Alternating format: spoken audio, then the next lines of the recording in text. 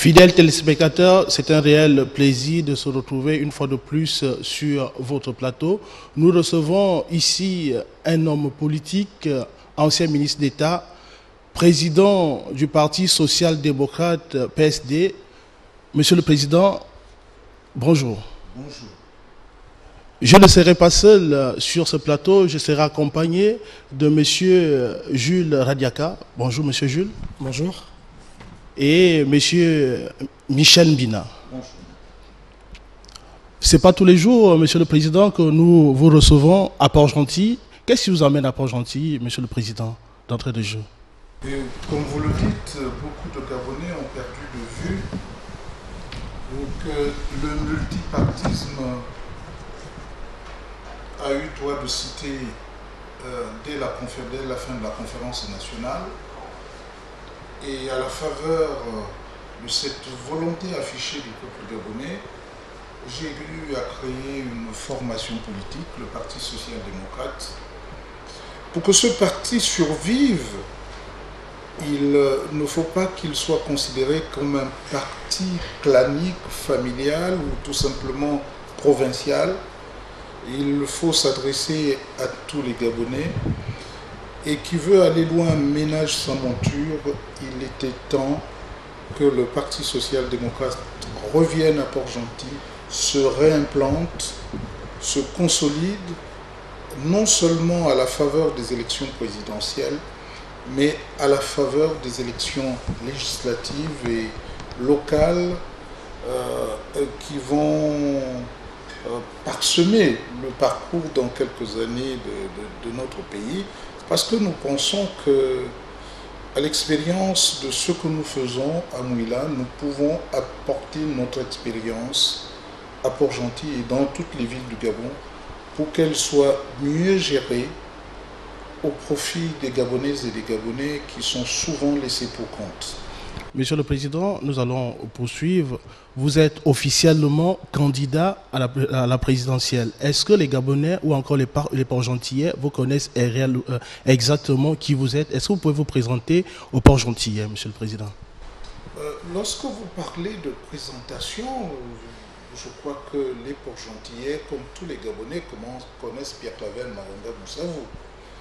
Lorsque je passe dans la rue, chacun est surpris de voir arriver Pierre-Claver Maranda Moussavou. Mais lorsque vous demandez à un leader de parti de se présenter, il faut lui dire sous quel angle il doit se présenter. Je suis Gabonais, je suis né le 8 avril 1952 à Mouila, de père Pounou, de mère Pounou, de Mouila. Et j'y ai fait mes études primaires, puis secondaire, une partie au séminaire Saint-Jean de Libreville, puis à Ilpoverlo, puis à Saint-Gabriel, et après au collège d'Akébé en 4e et 3e, avant de réussir ce concours à entrer au lycée technique Albert Bernard Bongo, où j'ai été de la seconde en terminale et où j'ai décroché mon bac série économique avant de commencer une année en économie à l'université Omar Bongo, puis d'aller m'inscrire à l'université de Rennes 2, où j'ai obtenu 2 licences, 2 maîtrises, un DEA à la Sorbonne et un doctorat à la Sorbonne, tout en suivant le cours d'analyse et de politique financière à l'Institut du Fonds monétaire international.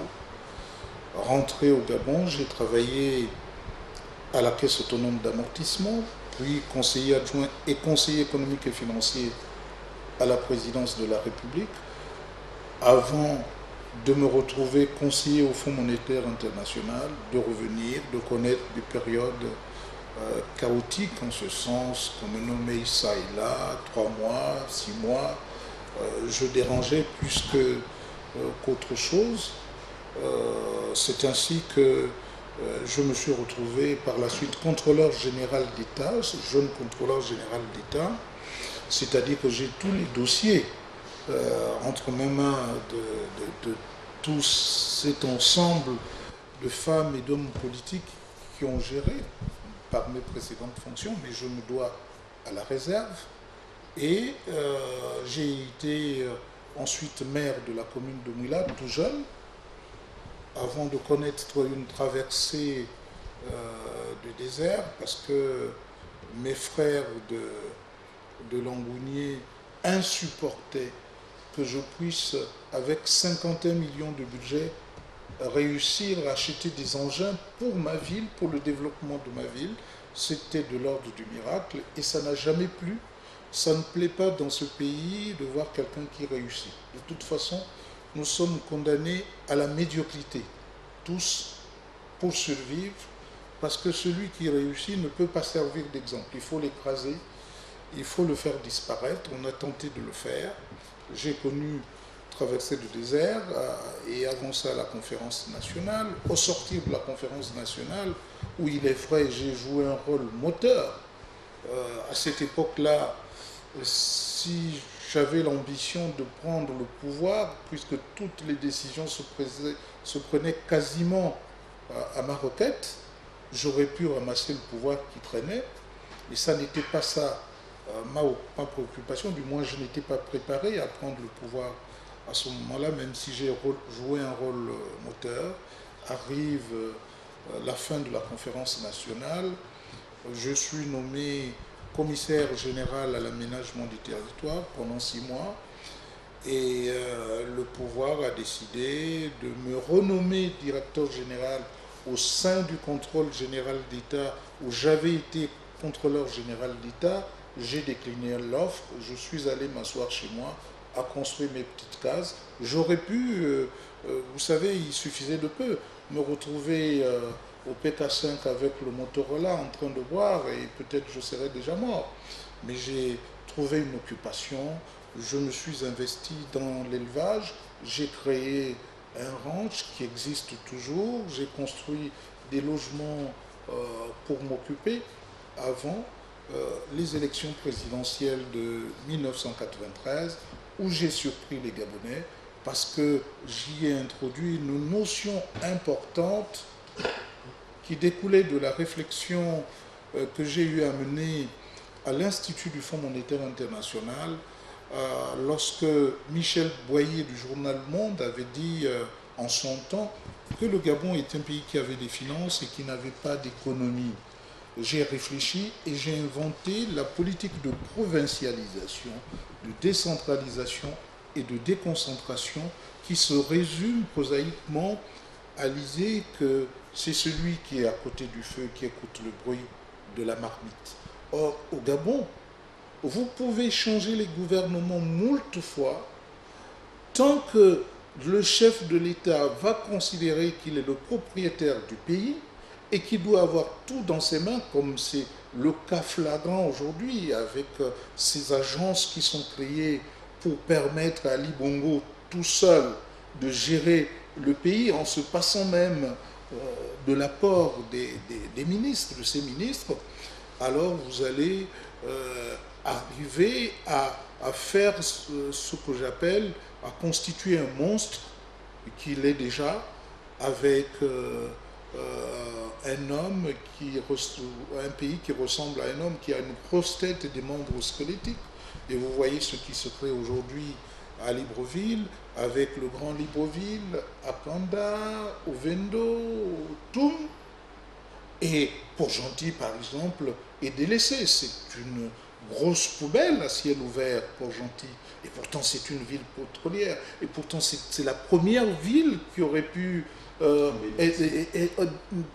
devenir une véritable ville. Mais Port-Gentil, je m'excuse, n'a de ville que le nom. Et personne n'a la volonté de construire la ville.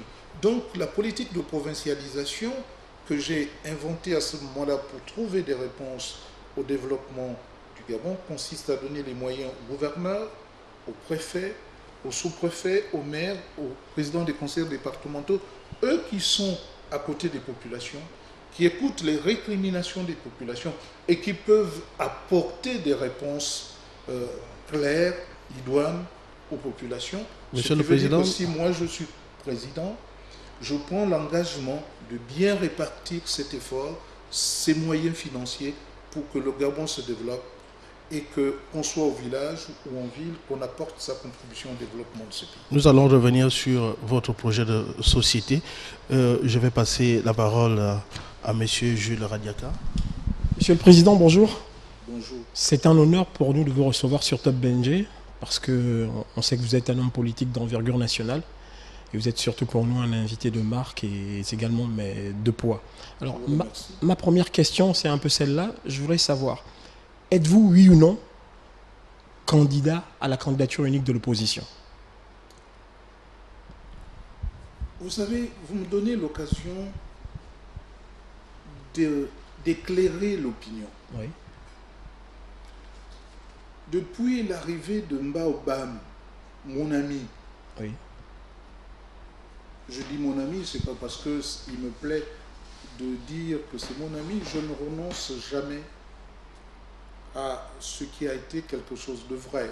Considérer que Maganga Moussavou, Ali Bongo et Mbaobam étaient des amis.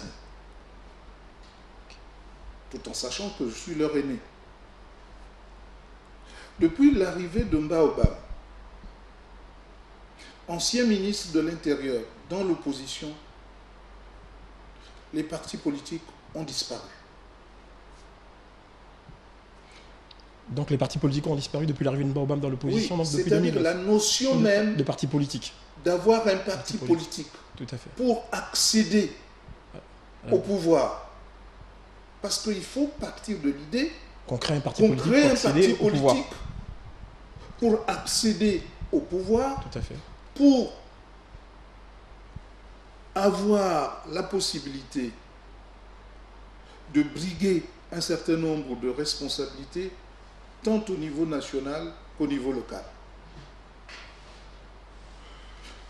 On découvre qu'un indépendant peut venir, tapis dans l'ombre, peut venir et devenir le Messie, parce qu'il dispose de beaucoup de moyens, effacer l'idée que, échafaudée par les responsables de partis politiques, qui eux ne disposent pas de moyens et qui sont obligés de constater qu'ils ne sont plus là que pour soit amuser la galerie ou tout simplement faire le nombre. Je suis président d'un parti politique. oui. Nous venons d'aller à des élections locales. Après avoir fait un semblant de biométrie, parce que le pouvoir ne veut pas de la démocratie dans ce pays. Vous pouvez faire tout ce que vous voulez, toutes les réformes que l'on veut, tant qu'en face il n'y a pas de volonté, ça ne va pas aboutir. Donc on est allé aux élections locales, Oui. et il se trouve qu'au sein de l'opposition, c'est tout un désert. Le seul président de parti, je parle de président de parti, je ne dis pas le seul parti, le seul président de parti qui a réussi à arracher au PDG toute une ville, et non des moindres, C'est vous, bien sûr. c'est le président du Parti social-démocrate. Donc, il se reconstruit, il se construit, et vous me demandez si Maganga Moussavou est candidat à la candidature au sein du PSD ou au sein d'une opposition qu'il est difficile de cerner, parce que vous ne pouvez pas, à l'image, moi je reviens des États-Unis avec d'autres, pour voir comment fonctionne le système américain avec les démocrates d'un côté et les républicains de l'autre. C'est ce que nous sommes en train de vivre en direct. Il faut être d'un même parti pour être candidat à la candidature, organiser des élections primaires sur la base des critères bien définis, mais on n'organise pas les primaires sur la base, non pas des militants, mais de 17, 18 ou 20 personnes qui se prononcent pour dire, pour nous, c'est ce candidat. Et que pensent les militants qui sont dans certaines formations politiques? Il est vrai que ces formations politiques n'existent plus. Nous assistons à une situation où nous avons des généraux sans troupes et ils peuvent décider, mais ils décident pour eux-mêmes. Moi, je suis candidat aux élections présidentielles de 2016. Oui. Je soumettrai ma candidature au Congrès et au Congrès de mon parti, qu'il acceptera ou refusera. S'il y a un autre candidat au sein du Parti social-démocrate, nous organiserons les primaires. Mais comment voulez-vous sortir de toute notion logique, réinventer la roue, réunir quelques personnes qui se retrouvent là parce que les uns sont affamés, d'autres n'ont plus d'existence réelle et qu'ils courent parce qu'ils sont réduits à la mendicité, ils courent auprès d'une personnalité qui a des moyens financiers pour dire, nous c'est celui-là, notre homme providentiel. Ils oublient les militants, ils oublient même de consulter la base avant de prendre un certain nombre de décisions, et vous voulez qu'il y ait des candidats à la candidature sans en définir les critères préalablement. Et c'est pourquoi, étant membre de l'Union des forces pour l'alternance, je n'ai pas cru devoir adhérer au front tout en étant à l'UEFA, à moins de démissionner de l'UEFA, de laisser la proie pour de l'ombre, parce que le front n'est pas une entité reconnue bien sûr. par l'État.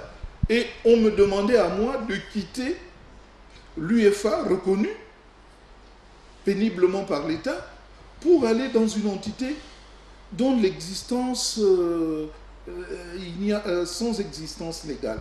Et la preuve, parce que je savais qu'il y avait tellement d'ambition et qu'on a voulu mêler les chefs de parti à ceux qui n'étaient pas chefs de parti, sans vouloir éclaircir la situation, pour régler le cas de Maganga Moussavou. Donc, M. Maganga Moussavou, donc, en d'autres termes, votre message est clair. Oui. Vous êtes candidat au sein de votre parti. Ben, tout simplement. Sûr, ça a toujours été le cas. Au moins, le message est clair. Le message est clair et ce message mériterait d'être reprécisé pour dire que lorsque le front a été créé, oui, il a été créé, et vous le voyez, vous ne le relevez pas, volontairement ou involontairement, pour induire vos téléspectateurs en erreur, parce que vous avez le droit de dire la vérité aux téléspectateurs, à ceux qui nous écoutent, oui, que ce front a été créé parce que au sortir des élections locales, avant les élections locales, au sein de l'UEFA, avec mes amis de l'opposition, j'ai demandé, conseillé, qu'on aille sur le terrain, ensemble, pour constituer des listes communes. J'ai demandé à l'Union nationale, qui était en difficulté, pour laquelle, comme formation politique, nous nous battions tous pour que ce parti soit réhabilité. Et j'ai dit qu'en attendant, les militants sont les militants de l'opposition. Faisons en sorte que nous ayons des listes communes, parce que la maîtrise des communes, c'est le début de la maîtrise du pouvoir. L'Union nationale est allée avec des indépendants. J'ai dit à Zakari Miboto, mon aîné, que j'apprécie bien, que j'affectionne bien, mais à qui je dis des vérités, qu'en allant dans ces conditions, nous allons compliquer la donne des élections présidentielles. Et c'est le cas en ce moment. En allant dans ces conditions, vous allez compliquer la donne de l'Union nationale, qui va se retrouver réhabilitée un jour sans avoir des élus, puisque les élus indépendants ne peuvent pas se réclamer d'appartenir à une formation politique sans démissionner de leur situation pour repartir aux urnes, ce qui laisserait beaucoup plus de place au PDG. Et donc, j'ai dit à Zachary Mibouto, en son temps, je ne répéterai pas de choses qui fâchent, que je n'étais pas d'accord avec lui. Cette affirmation de mon désaccord dans la vision de la conduite de l'opposition gabonaise a fait qu'on veuille m'écarter en créant un front, en y insérant des gens qui nous ont combattus tout au long de leur vie. Parce qu'il fallait, par exemple à Mouila, introduire le vice-président, l'ancien vice-président de la République, qui compenserait le fait que Maganga Moussabou ne soit pas dans ce front. Okay. Et prendre d'autres personnalités qui viendraient en l'Union nationale en espérant qu'ayant la formation politique au sein du front la plus crédible, ils en profiteraient pour en imposer aux autres. Or, ceux-là qui étaient dans la majorité et qui se découvrent de nouveaux opposants venaient avec des ambitions insoupçonnées que moi je pouvais percevoir. Et aujourd'hui, vous voyez l'éclatement qu'il y a. Parce que les gens ne veulent pas qu'on leur dise des vérités, les gens ne veulent pas voir la réalité en face. Pour affronter cette réalité, on préfère la dissimuler, on préfère ne rien dire pour donner le sentiment qu'on est dans un même moule, alors que c'est un moule où il y a plein de contradictions. Ok. Donc, Monsieur le Président, si je comprends bien, vous avez été visionnaire depuis 2 ans déjà. Et la situation qui prévaut à l'heure actuelle au sein de l'opposition, de ce regroupement de partis politiques de l'opposition, eh bien, ça, vous l'aviez déjà perçu il y a 2 ans. J'aurais préféré oui. que vous, en tant que journaliste averti, vous puissiez dire aux téléspectateurs que, Monsieur le Président, vous avez eu tort d'avoir raison trop tôt. Ok, Monsieur le Président. Vous avez peut-être eu tort d'avoir raison un peu trop tôt. Monsieur le Président, on va revenir sur votre parti. Alors, votre parti existe depuis déjà plus de 20 ans, puisqu'il a été créé en 1990. De 1990 à ce jour, comment se porte votre parti sur l'échiquier politique national? Oui, vous constaterez, oui, avec moi, qu'on est très exigeant vis-à-vis du Parti social-démocrate. La question qui est posée au Parti social-démocrate, c'est de savoir quelle est son implantation sur le plan national.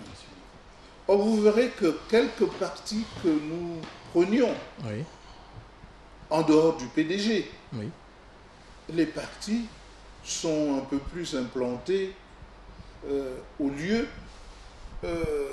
quand vraiment quelqu'un a du caractère, a de la présence, sont plus implantés là où les leaders vivent que partout ailleurs.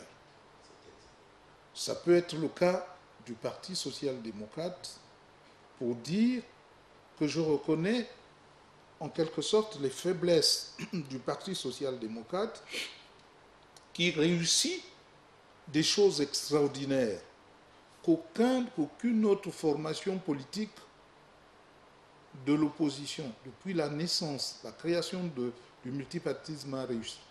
Nous avons réussi à bouter hors, dans le goulot, l'espace de 5 ans, le Parti démocratique gabonais, où nous avons raflé la députation, le Sénat, la mairie, le conseil départemental. Mais le recul, c'est que lorsque vous élisez, vous mettez ces gens-là à la tête de ces structures, ils ne sont là que pour eux-mêmes. Ils ne s'investissent pas pour faire grandir le parti et pour consolider les acquis. Aujourd'hui, le Parti social-démocrate, au regard de tous les autres partis de l'opposition, sans avoir la prétention d'être la première formation politique de l'opposition aujourd'hui, le Parti social-démocrate a 11 maires. Le Parti social-démocrate a un député et 2 sénatrices. Une députée et 2 sénatrices. Donc on peut dire que Donc le Parti social-démocrate est, sans être en meilleure santé que les autres, mais présente tout de même une configuration beaucoup plus intéressante que celle des autres. J'entendais un leader de parti dire que c'est la première formation parce que telle formation a 52 élus locaux.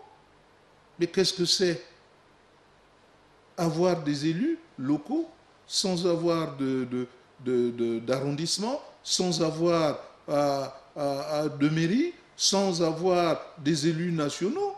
On considère la force d'un parti par le nombre d'élus nationaux. Il se trouve qu'aujourd'hui, c'est le Parti social-démocrate qui a une représentation équilibrée.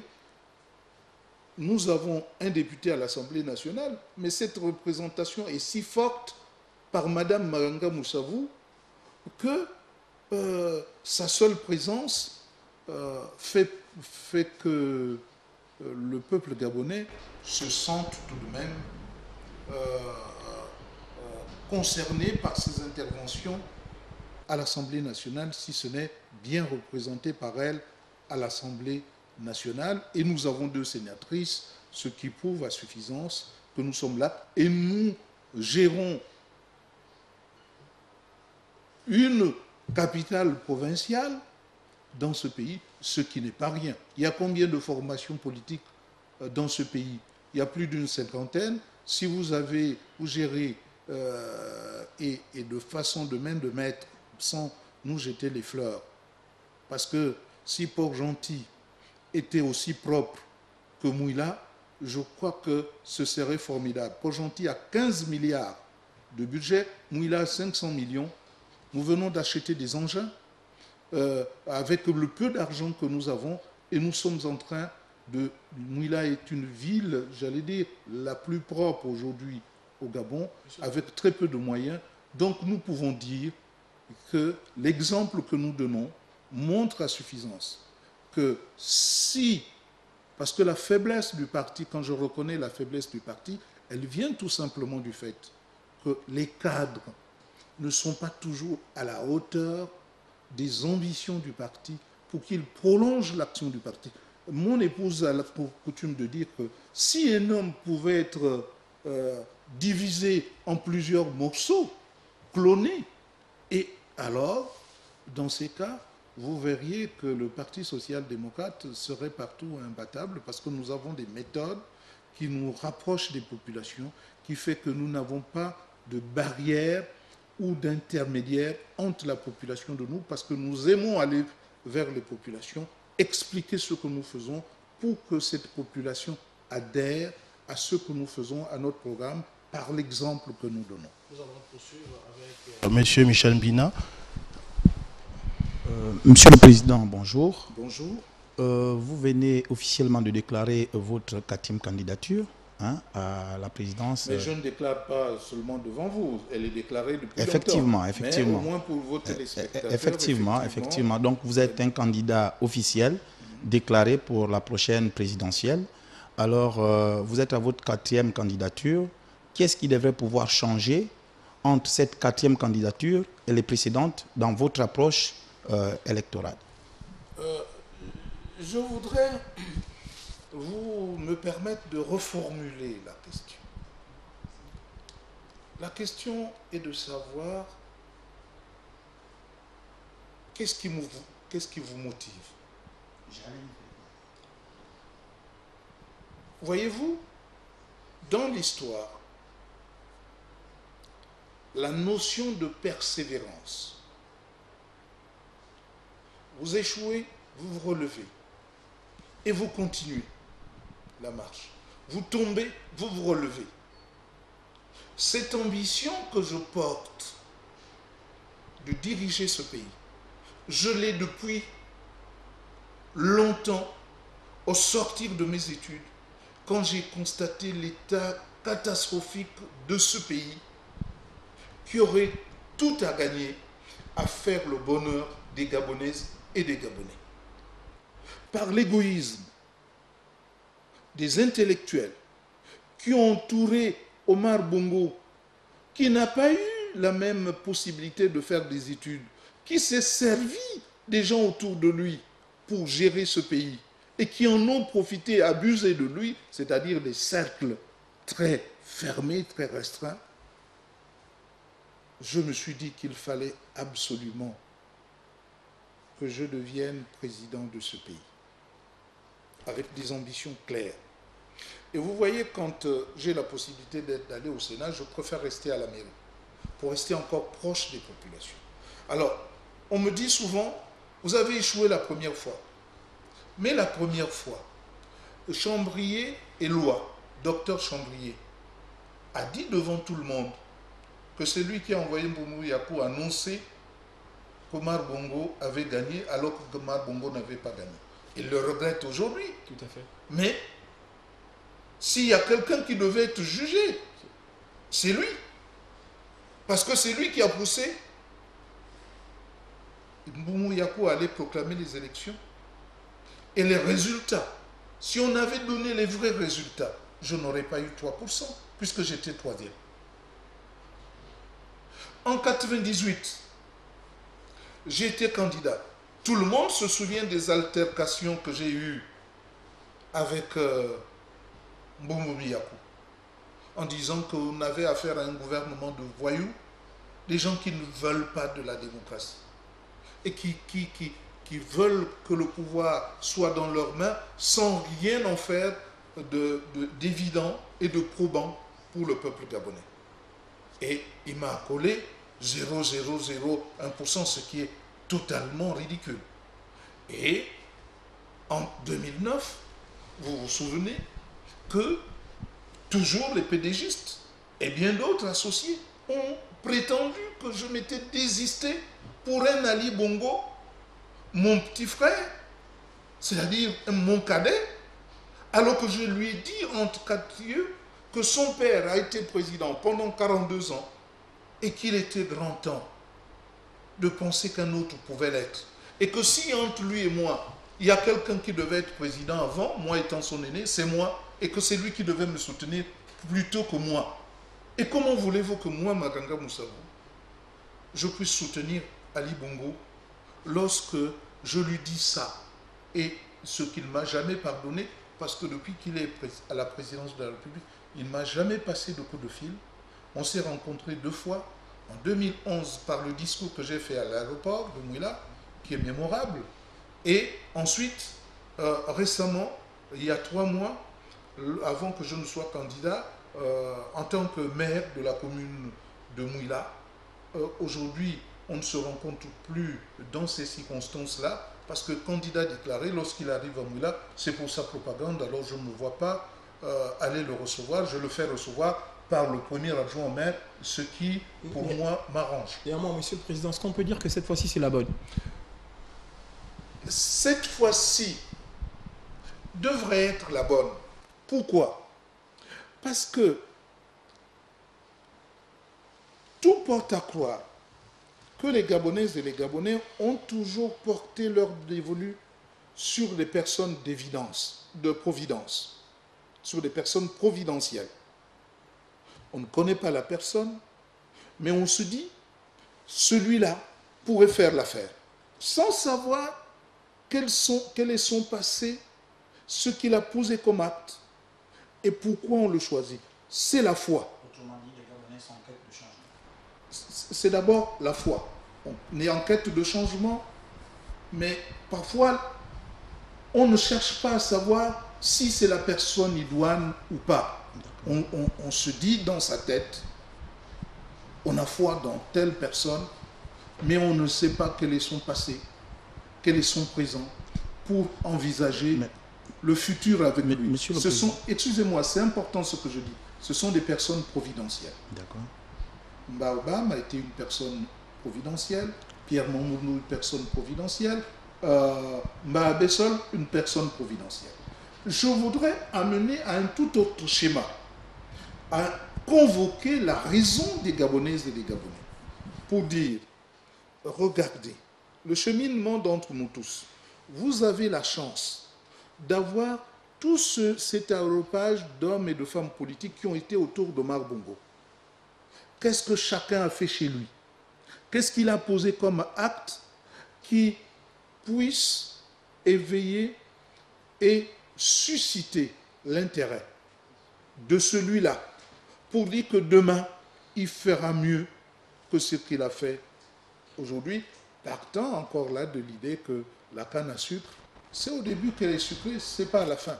Si vous ne vous êtes jamais consacré à votre peuple, dans votre village, dans votre ville natale, pensez-vous que vous avez réellement l'amour des autres, l'ambition de transformer ce pays si vous n'avez même pas pu transformer votre environnement et transformer l'environnement de ceux qui sont à côté de vous. Donc, en convoquant cette fois-ci la raison, Piètre des Gabonaises et des Gabonais, quand on voit tous ceux qui ont été autour de Omar Bongo, qui ont été membres du gouvernement, on se dit certainement que Pierre Claver Maganga Moussavou, par les actes qu'il a posés dans sa ville, par l'amour qu'il porte à sa ville, il a cet amour pour l'ensemble du pays. Donnons-lui l'occasion de le faire.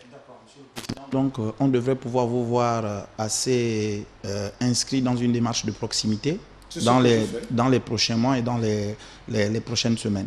Je voudrais juste rappeler qu'aujourd'hui, Monsieur le Président, compte tenu un peu du contexte présidentiel qui va se présenter devant nous, on est en train d'aller vers un affrontement des blocs. On a le PDG avec sa coalition de partis autour. On a le Front Uni avec ceux-là même qui ont voulu adhérer, excepté votre parti, le PSD.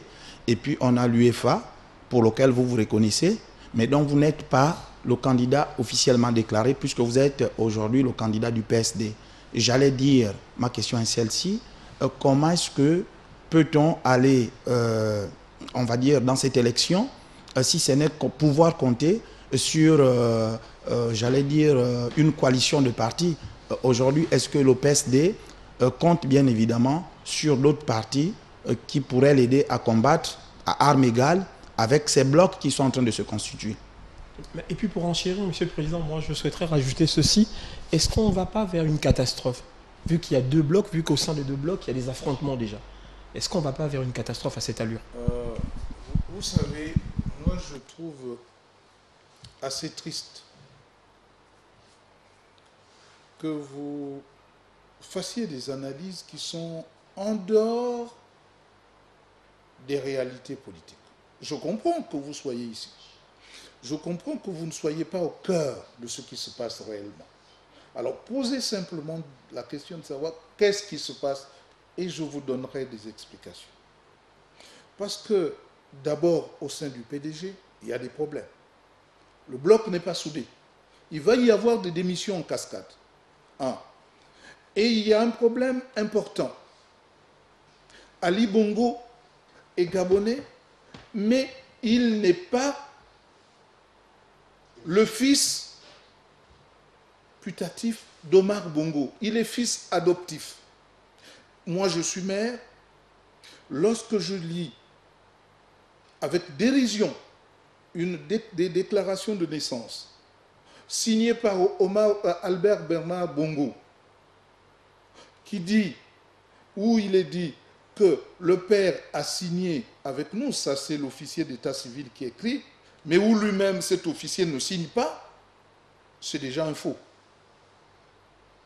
En tant que maire, ce qui donne la valeur à un document, c'est d'abord la signature de l'officier d'état civil et le cachet.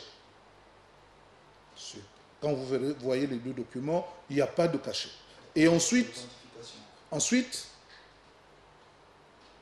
à cette époque-là, nos actes de naissance n'étaient pas ce que l'on constate aujourd'hui, comme on l'écrit aujourd'hui en Europe, où il suffit d'un document, où vous écrivez toutes les informations à la main, il suffit d'un cachet pour dire c'est un acte de naissance.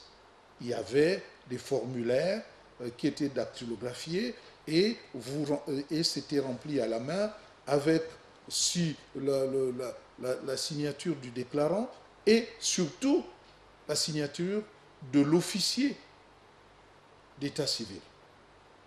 Ceci n'existe pas. Donc, je pense qu'Ali Bongo Ondimba, qui ne veut rien comprendre, qui ne veut pas entendre raison, parce que beaucoup de chefs d'État, beaucoup de pays essaient de lui faire entendre raison pour qu'il ne se présente pas et qu'il sorte par le haut. le peuple gabonais lui serait très reconnaissant. Il veut forcer. Et il a même prévu déjà son pourcentage qui serait de 55 ou 60%, en prétextant que c'est parce que l'opposition gabonaise est éclatée. Or, entre nous, soit dit en passant, si vous avez 55%, même s'il y a une opposition unie, elle n'aurait que 45%. Si vous avez déjà prévu d'avoir 60%, même une opposition unie n'aurait que 40%. Donc, c'est un prétexte fallacieux. C'est donc là-dessus que s'il y avait démocratie et si la Cour constitutionnelle et la Sénat arrêtaient d'être les électeurs d'Ali Bongo, que nous en viendrons à assainir, à apaiser le climat social de notre pays pour qu'il y ait la transparence, pour que les Gabonais aient à choisir librement celui qui devrait conduire les destinées de notre pays. Moi, je suis dans ce schéma. Maintenant, examinons la situation dans l'opposition.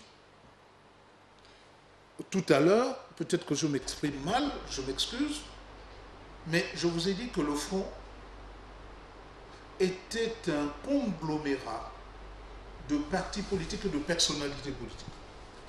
Vous y avez mêlé les torchons et les serviettes. Et le résultat est celui que, actuellement, il y a deux blocs. Le premier bloc, c'est systématiquement le bloc des anciens qui viennent du PDG, avec à leur tête Jean Ping, considéré comme le beau-fils par l'Ibec d'Omar Bongo, qui dit au nom du père, du fils et du beau-fils. Ensuite, autour de Jean Ping, parce qu'il dispose d'une manne financière, arrivent des partis politiques qui n'arrivent pas à exister. Parmi eux, il y a des gens qui ont souvent demandé à d'autres chefs de parti de leur donner l'argent du taxi. Et donc, ils se retrouvent dans la situation de trouver en Jean Ping l'homme qui leur donne. Mais est-ce qu'ils ont, en dehors des titres, est-ce qu'ils ont des partis politiques? Est-ce qu'ils ont la base? Ou ce sont seulement, parce qu'à l'époque antique, un général n'est général que s'il a des troupes. Son armée. Alors, si vous avez des chefs de parti qui ne sont pas sur le terrain, chacun vient vendre à Jean Ping le titre de président de parti.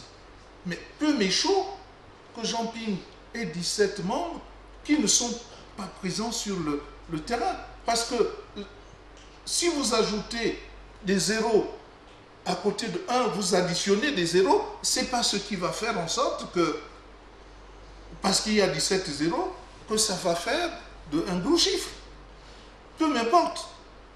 Mais, de l'autre côté, vous oubliez qu'aujourd'hui, le spectacle que donne le Front, c'est qu'il s'insulte, s'invective, comme s'ils étaient des ennemis de toujours et de façon irréductible. Oui, ce sont des ennemis de toujours, parce que vous retrouvez des gens qui étaient dans l'opposition depuis longtemps, et d'autres qui arrivent. Ceux qui arrivent veulent, pour eux, se mettre au-dessus de ceux qui sont là, en jugeant ceux qui sont là comme des incapables, et ceux qui sont traités d'incapables, par exemple l'Union nationale, à la tête d'une formation politique, estime que, à bon droit, qu'il n'est pas normal qu'il ne soit là que pour servir de faire valoir à quelqu'un que eux auraient voulu utiliser aussi comme faire valoir. D'où la dislocation. Je constate malheureusement que vous ne relevez pas aujourd'hui la cassure qu'il y a entre les deux blocs, mais des deux blocs qui sont inégaux. Parce que l'un a... vous avez des partis politiques qui ont une visibilité, même s'ils ne sont que 11, et de l'autre côté, vous n'avez que des personnalités qui ne représentent qu'eux-mêmes autour de Jean Ping. Et moi, je les observe, et dans cela, comment voulez-vous? Prenons le cas du PGB. Prenons le cas de l'UEFA. Quand vous êtes quelque part, que les gens ne sont pas attachés à leurs engagements. Vous les observez, vous n'avez pas besoin d'eux pour aller demander au seul peuple souverain son soutien. Le PGP Moutinzamba était président en exercice de l'UEFA. La décence aurait voulu que ce ne soit pas lui qui aille soutenir Jean Ping. Mais en même temps, il était au fond, assis sur 2 chaises. Et vous verrez qu'il y aura un jeu de balancier. Selon que le peuple sera pour Malanga Moussaoui, beaucoup vont venir vers Malanga Moussaoui. Selon que on se dit c'est elle qui a l'argent, beaucoup vont aller vers celui qui a l'argent pensant que c'est l'argent qui détermine l'élection. Or, il y a bien autre chose. Monsieur le Président. Excusez-moi parce que nous tombons au cœur du débat. Il faut que les téléspectateurs sachent pour qu'on ne fasse pas des erreurs et qu'on ne fasse pas l'amalgame. Mais je sais pourquoi Benoît Moutinzamba, mon frère, mon cousin, va chez Ping. Pourquoi? Il a été pendant des années, tout en étant dans l'opposition radicale, commissaire au ministère je crois, commissaire à la francophonie, sous Jean Ping. Et Jean Ping, c'est le frère d'Agonjo, n'est-ce pas? On voit d'ici ce que l'un et l'autre, l'un doit à l'autre. Et ça ne m'étonne pas, ça ne me dérange même pas. Donc, voyez-vous, dans ce contexte-là, je sors mon épingle du jeu, je me réfère à un parti, je me réfère à mes militants, plutôt que de m'agglutiner dans une salle avec d'autres, mais qui peuvent être aussi coupés des réalités. Parce qu'il faut aller sur le terrain. Monsieur le Président,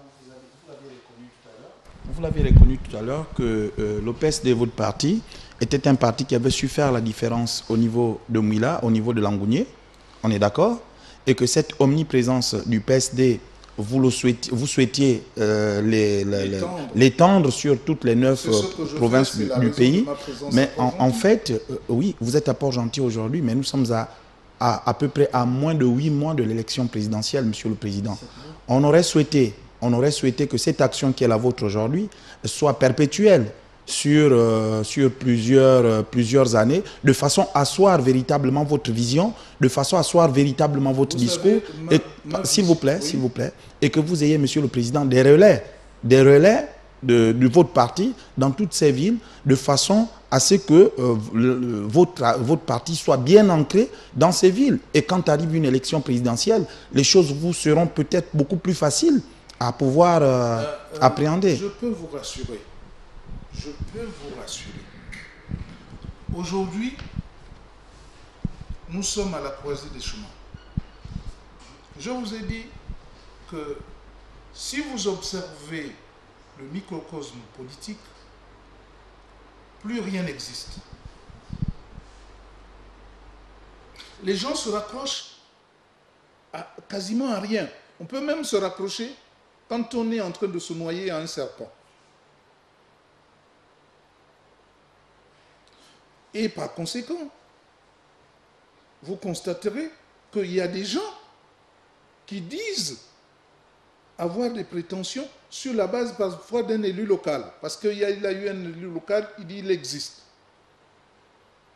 Je vois que vous êtes sévère avec le PSD. Mais je vous ai répété que même si c'est Mouila, c'est vous qui m'élisez à Mouila. Parce que nous sommes dans un monde transparent. C'est vous qui m'élisez à Mouila. C'est vous qui m'élisez à Mouila. Si ce n'est pas vous, ce sont vos frères, ce sont d'autres Gabonais. Et ils m'élisent parce que je pose des actes. On n'a jamais vu au Gabon un pays dit uni. Un homme, une femme dans un arrondissement gagne l'arrondissement. L'homme dans un autre arrondissement gagne l'arrondissement. ça ne vous interpelle pas. Donc, fort de cette aura, vous pouvez facilement venir à Port-Gentil, discuter avec les gens, parce que les actes que vous avez posés vous précèdent et votre discours peut mieux être accepté. J'avais un discours difficile à être accepté parce que quand on regardait derrière moi, on voyait que ma communauté, ma ville, ne m'avait pas forcément accepté. Voyez-vous, c'est difficile de vouloir s'imposer ailleurs quand vous n'arrivez pas à vous imposer chez vous. Aujourd'hui, les choses sont beaucoup plus faciles. Vous dites 8 mois. Mais moi, je ne travaille pas seulement pour les 8 mois. Je travaille aussi pour les législatives. Je suis en train de reposer les jalons et ceci se fait beaucoup plus facilement parce que mon discours est beaucoup plus accepté. Et peut-être attendu aussi. Attendu que si je n'avais pas été élu, maire, et surtout si je n'avais pas montré le sens de l'abnégation en acceptant d'être maire plutôt que sénateur, où on gagne bien plus qu'un maire qui doit prouver à la face du monde qu'un opposant peut faire mieux que quelqu'un de la majorité pour qu'on vous fasse confiance. Monsieur le Président, oui. Nous allons revenir un tout petit peu sur la décentralisation. Que pensez-vous de la décentralisation ici au Gabon? Je pense que le Gabon gagnerait, comme dans tout pays du monde, à engager résolument la décentralisation. Mais pour engager la décentralisation, nous n'allons pas la faire avec le système actuel. Le système actuel, c'est un système qui phagocyte tout. Rien ne doit dépasser. La décentralisation, c'est l'émulation. Je viens à Port-Gentil. Le maire de Port-Gentil a 15 milliards. Et je me dis, si j'avais les 15 milliards, si j'étais à Port-Gentil, ce serait un régal pour moi. Régal pas manger. Mais je ferais en sorte qu'il y ait un contrat pendant 5 ans avec plusieurs sociétés, en définissant chaque société un arrondissement, pour que, bon an mal an, il s'occupe de refaire les rues, de bitumer les rues de l'arrondissement. J'achèterai moi-même deux ou trois groupes d'engins, puisque Port-Gentil, c'est peut-être grand, mais c'est aussi petit. Regardez, j'ai été à Matiti. Je me suis dit, mon Dieu, si je prends mes engins, mon tractopelle, ma niveleuse, mon camion, ma chargeuse pelleteuse, j'amène ici pour écurer le Matiti, enlever tout ça. Comment mon collègue n'arrive pas à le faire? Alors qu'il y a un budget de 15 milliards, alors qu'en réalité, les Gabonais qui vivent là meurent de non-assistance en personne en danger, parce que c'est infesté de moustiques, et que c'est le Gabon qui perd pour très peu, investir très peu. Si j'avais 15 milliards, j'engagerais un programme de logements sociaux dans ma ville sans attendre le gouvernement. C'est ce que je suis en train de faire à Mouila avec 20 millions. Je suis en train de construire des maisons pour les déshérités, pour des gens qui sont abandonnés par leurs enfants, en dur, avec 2 millions que je mets par maison. Donc, c'est vous dire qu'il faut la volonté. Mais le système n'est pas un système qui permettra au maire de Port-Gentil de sortir par l'eau. Et d'ailleurs, s'il en fait un peu trop, on lui dira que qu'est-ce qu'il a envie de prouver peut-être. Or, quand on aura annihilé ce système, c'est pourquoi quand je vois les Gabonais qui disent « nous, ce qu'on veut, c'est faire partir Ali Bongo Ondimba », moi je dis « je veux arracher tout le système pour qu'il n'en reste plus des métastases qui permettraient, qui en provoqueraient la mort du corps social. » Il faut tout enlever, c'est-à-dire enlever y compris ceux qui ont servi, qui ont été au cœur du système, qui ne sont là que pour se dire, si Ali perd le pouvoir, nous sommes là uniquement pour essayer de rattraper le coup afin que le système reste intact au détriment du peuple gabonais. Donc, la décentralisation, la déconcentration, c'est le moyen. Vous voyez, aux États-Unis, il y a des ministres des États. En France, il y a des régions.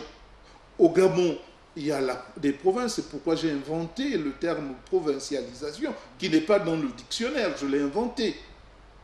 Je l'ai inventé. Pourquoi? Parce que moi, je suis francophone, je suis docteur, je peux inventer quand même des mots, apporter quelque chose à la langue française. Il n'y a pas de raison. Et donc, la provincialisation, c'est la déconcentration, donner les moyens aux gouverneurs qui doivent agir, qui sont le prolongement du gouvernement. Donner les moyens aux préfets pour qu'ils construisent leur département et aux sous-préfets. Et donner les moyens aux maires, des maires qui ont un programme, qui peuvent être suivis par les populations. Et ce programme qui doit être visible et qui peut faire en sorte qu'au bout de 5 ans, on transforme notre ville. C'est ce que j'essaie de faire au niveau de Mouila, mais la décentralisation ne peut se faire qu'avec quelqu'un qui est convaincu de bien répartir les revenus de l'État. Et je suis convaincu que c'est avec Pierre-Claver Maganga Moussavou que cela ne peut se mettre en place, parce que j'ai ingéré, je conçois qu'un président de la République ne peut pas gérer tout seul le pays. Il faut qu'il y ait des relais fiables, des relais contrôlables pour que le peuple gabonais se trouve satisfait dans ses besoins primaires. Alors, M. Maganga Moussavou, sans vouloir vous interrompre, vu qu'on s'achemine petit à petit vers la fin de cette émission, on a juste 3 dernières questions à vous poser. La première question, c'est celle de savoir pourquoi depuis tant d'années, on considère dans le milieu politique Maganga Moussavou comme étant quelqu'un qui aime jouer au soliste. Il est toujours, ce qui nous revient toujours, c'est à chaque fois, Maganga Moussavou ne peut pas se ranger derrière quelqu'un. Maganga Moussavou a un ego surdimensionné. Non. Si Maganga Moussavou avait un ego surdimensionné, si vous allez dans la rue, les petits m'appellent PC. Si vous allez à Mouila, je suis confondu à ma population. Si vous me suiviez ici depuis que je suis à Port-Gentil, vous verriez que Maganga Moussavou ne veut peut-être pas avoir des intermédiaires, il veut être au contact des populations. Il n'a rien à craindre des populations, puisqu'il est gabonais, et ce qu'il dit ne va pas à l'encontre des Gabonais. Mais seulement, quel est mon problème? Maroga, paix à son âme, président d'un parti qui avait le Gabon à l'envers, pour expliquer que nous marchons sur la tête. Et il n'avait pas tort. Il m'a malheureusement dit que lorsque vous faites la politique, sans prétention, mais je vous rapporte ce qu'il a dit, que personne ne peut vous aimer, vous accepter, si vous êtes économiquement et financièrement indépendant. Si vous avez créé cette indépendance de manière à ce que personne ne puisse dire un jour que vous avez détourné. Vous savez que les Gabonais pensent qu'en tant qu'ancien ministre d'État au plan, j'ai détourné l'argent. Mais ceux qui savent qu'on m'a enlevé le volet financier. C'est-à-dire que je n'étais pas ordonnateur délégué du budget d'investissement comme Jean Ping l'a été, comme Casimir Oyemba l'a été, comme d'autres l'ont été, comme Dieudonné Baird l'a été, et qui est parti avec plus de 20 milliards lorsqu'il m'a cédé la planification, parce qu'ils ont demandé qu'en tant qu'opposant, il ne fallait pas me donner ce volet. Mais je n'étais pas peu fier d'être ministre du Plan et d'imprimer mon passage au ministère de la Planification, parce que être au pouvoir, être au gouvernement, ce n'est pas pour de l'argent, c'est pour autre chose. J'ai bâti ce que je suis avant que d'aller au gouvernement. Et quand Maroga a eu à constater cela, il m'a dit, on ne peut pas vouloir de moi parce que je suis indépendant financièrement et économiquement. Parce qu'intellectuellement, je peux raisonner, je peux parler, je peux écrire mes discours, alors que d'autres ont besoin qu'on leur écrive leurs discours. Parce que quand on fait la politique, il faut être bonne pour que les autres se moquent de vous ou profitent de votre situation pour vous tromper. Parce qu'il faut être, écoutez, c'est profond, c'est philosophique, parce qu'il faut être paralytique pour qu'à un moment ou à un autre, vous ayez besoin des autres pour vous porter. Et on ne peut pas être d'accord avec vous parce que votre femme est une Gabonaise. Elle est professeure à l'université. Vous êtes deux alter ego et tout ça, ça fait que vous êtes un repoussoir. Mais je suis un repoussoir pour les cadres. Excusez-moi, je suis un repoussoir pour les cadres, mais pas pour les populations qui me le rendent bien, qui, lorsqu'ils comprennent les objectifs que je vais atteindre, je me retrouve encadré. Et je vais vous dire, je m'inscris en faux, je ne suis pas seul. Vous voyez, ne pas tenir compte des élus nationaux que j'ai, c'est dommage. Ne pas tenir compte que je suis l'homme le mieux entouré parce que j'ai 10 maires autour de moi, c'est quand même fort de café de ne pas pouvoir prendre ça en compte. Ne pas tenir compte que ça ne fait pas depuis maintenant, ce matin, que je vais sur les routes. C'est depuis longtemps, plus de 6 mois, que je suis à travers les routes sans faire de bruit. Je n'ai pas besoin de clamer que je suis à tel endroit. Ceux qui me suivent un peu dans Facebook, de temps en temps, je publie tel endroit, mon passage à tel endroit, mais aucun autre homme politique ne le fait. Vous pouvez avoir une causerie dans un arrondissement, mais si vous n'allez pas dans les quartiers, vous êtes comme une pierre qui roule et qui n'amasse point mousse. Je suis d'accord avec le conseil que vous donnez, mais je dirais que c'est un conseil de plus qui vient conforter ce que je suis en train de faire présentement. Je ne suis pas, loin s'en faut, un homme seul. Je n'ai jamais joué au soliste. J'étais président en exercice de l'UEFA. J'ai servi l'UEFA avec fidélité dans toutes les missions qu'on m'a données. J'ai toujours conseillé à mes amis d'aller sur le terrain quand les gens n'y vont pas, et à raison, ils n'y vont pas par absence de moyens financiers. Je ne peux pas, moi, attendre avant que d'aller sur le terrain. L'émission tire à sa fin. Vous avez moins de 62 ans. Est-ce qu'on peut s'attendre à vous voir dans les prochaines années derrière un candidat, soutenir un candidat et ne pas se présenter à une élection présidentielle? Est-ce que ça, c'est... Posez-moi la question de savoir, est-ce que j'ai l'intention de dissoudre le parti?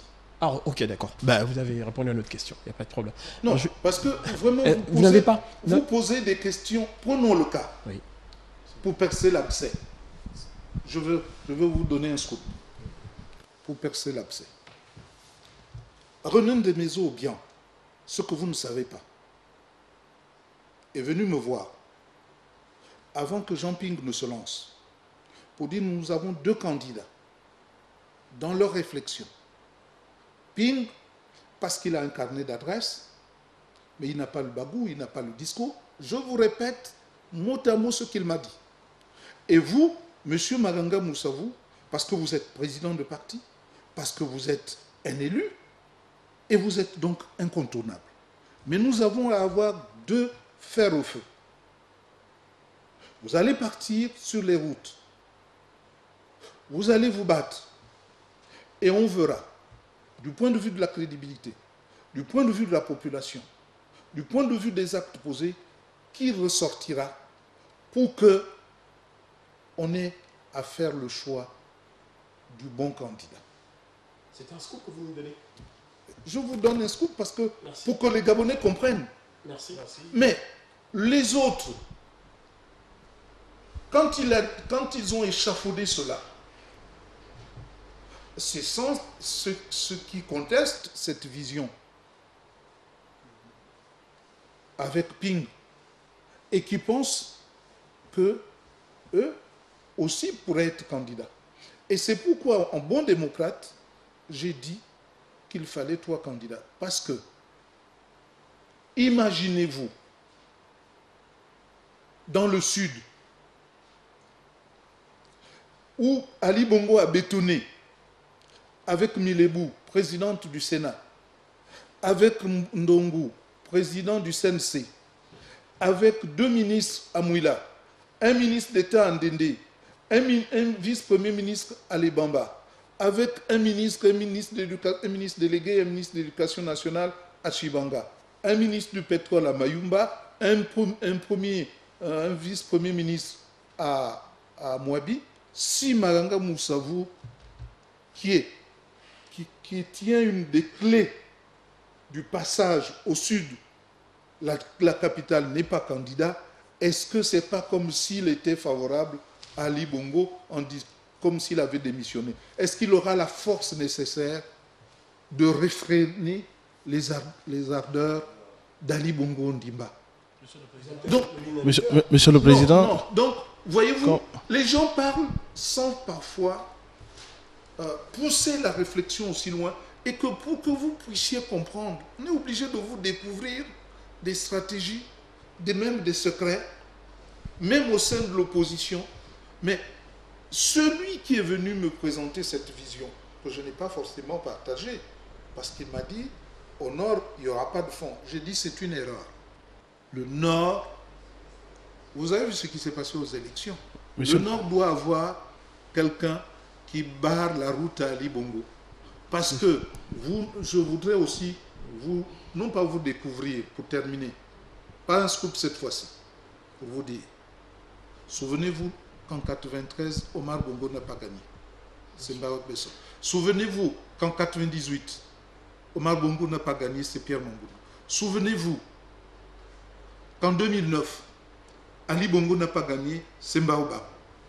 Et souvenez-vous aussi que dans ces cas de figure, ce n'est pas la pléthore de candidatures, c'est plutôt l'absence d'organisation pour la collecte des données et la centralisation, un organe de centralisation autonome, indépendant de l'opposition, qui pourrait appeler le lendemain même de l'élection la communauté nationale et internationale à venir observer les résultats collectés par tout le monde sans que chacun de nous ait à définir ces résultats au gré de sa volonté personnelle, ce qui entraîne la cacophonie. Merci, Monsieur le Président. Merci, Monsieur le Président. Comme on dit toujours, les bonnes choses ne durent pas. Nous osons croire que prochainement, vous reviendrez sur notre plateau. Est-ce qu'on peut avoir le mot de fin? Bien.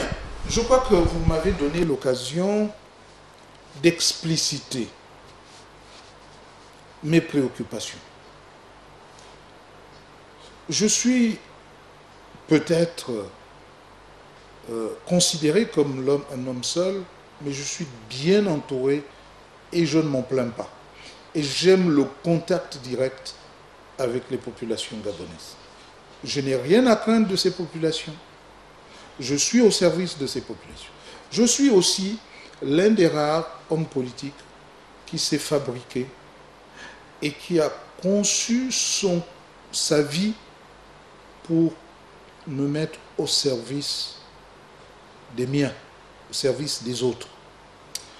Et qu'ainsi, si je suis réticent à être dans des groupes de gens, c'est parfois parce que parfois je perçois les intentions de sont-là. Je ne dis pas que je suis le seul à avoir de bonnes intentions vis-à-vis du peuple gabonais, mais je constate que les comportements passés et présents ne m'incitent pas à m'associer à des gens qui ont seulement pour préoccupation le pouvoir sans avoir quelque chose à donner à ce peuple qui a beaucoup souffert et qui a des raisons de ne plus vouloir souffrir. Et je terminerai en disant ceci. Si je peux considérer que je fais partie des Gabonais nantis, pas parce que j'ai beaucoup d'argent, mais parce que je suis nanti intellectuellement, nanti physiquement, nanti au niveau de quelques biens que j'ai pu créer par mes mains, je n'aurai de satisfaction que si, au soir de ma mort, si on pouvait le prévoir, que j'aurais aidé à transformer ce pays qui n'en prend pas malheureusement le chemin.